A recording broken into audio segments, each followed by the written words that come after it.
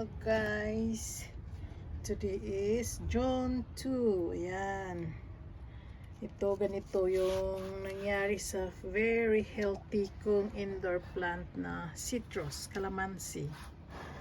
Ayan, ito lang natira.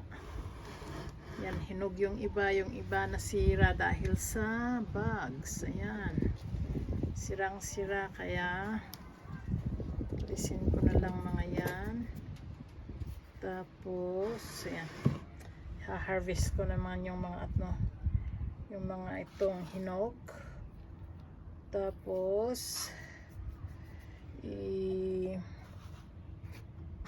i-spray ko